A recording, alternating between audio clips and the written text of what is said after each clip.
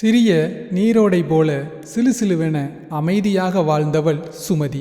அவள் வாழ்க்கையில் சில மாற்றங்கள். அவள் தாய் தந்தையின் உடல் மோசமான நிலையில் அவர்களால் தன் மகளின் வாழ்க்கையை தீர்மானிக்க முடியவில்லை. அவள் சரியாகவும் படிக்கவில்லை. அதனால் எந்த வேலைக்கு போவது என தெரியாமல் கவலைப்பட்டாள். குடும்ப செலவுக்கு பணம் இல்லாமல் மிகவும் சிரமப்பட்டாள். அவள் வாழ்நாளில் இதுவரை இப்படி ஒரு கஷ்டத்தை அவள் பார்த்ததில்லை.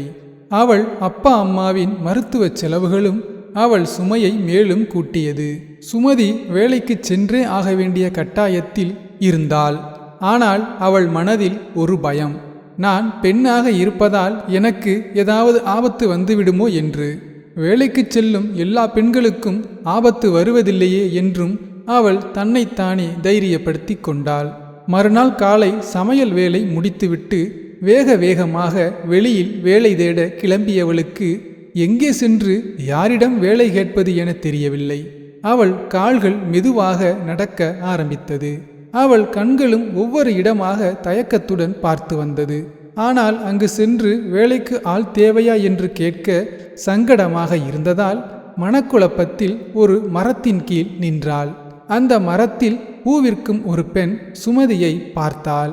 சுமதி கிரக்கமாக இருப்பதையும் ஏதோ ஒரு தேடல் அவள் கண்களில் பார்த்தாள்.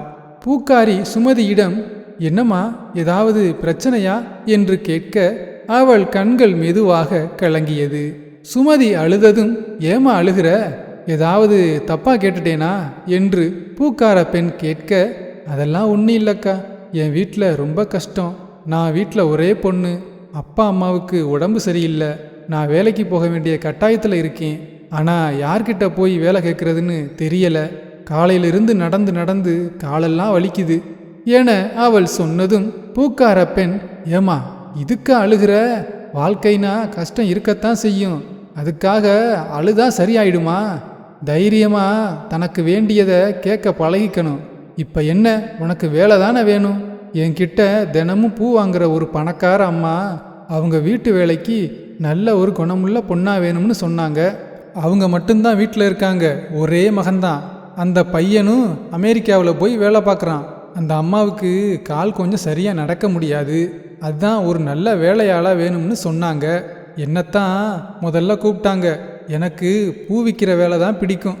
உனக்குத்தான் கஷ்டம்னு சொல்றியே, நீ வேணும்னா அந்த வேலைக்கு போறியா என கேட்டதும் கும்பிட போன தெய்வம் குறுக்கே வந்தது போல் நினைத்து கொண்டு, அக்கா, நான் அந்த வேலைக்கு போறேன் என்று கெஞ்சினாள் சுமதி. உடனே பூவிற்கும் பெண், இருமா, நான் உங்ககிட்ட கேட்குறேன் என அவளுடைய சின்ன போனை எடுத்து அந்த பணக்கார அம்மாவின் நம்பரை தேடினாள். அந்த நம்பர் அவளுடைய போனில் இல்லை என்றதும் சுமதியை பார்த்து, ஏமா, அவங்க நம்பர் என்கிட்ட இல்லை, கொஞ்சம் இரு, இன்னும் 2 முழம் பூ தான் இருக்கு. இது விற்றதும் நானே அவங்க கிட்ட உன்னை கூட்டிட்டு போறேன் என்று சொல்லி காத்திருக்க சொன்னாள். சிறிது நேரத்தில் பூ விற்று முடிந்ததும் பூக்கார பெண்ணும் சுமதியும் அந்த பணக்கார வீட்டுக்கு சென்றனர். சுமதியை பார்த்ததும் பிடித்து போக அன்றிலிருந்து அந்த பங்களாவில் வேலைக்கு சேர்ந்தாள். அந்த நிமிடத்தில் இருந்து அவள் கஷ்டம் தீர்ந்துவிட்டது. கஷ்டத்தை நினைத்து வீட்டுக்குள்ளேயே முடங்கி இருந்தால் கண்ணீர்தான் வரும்.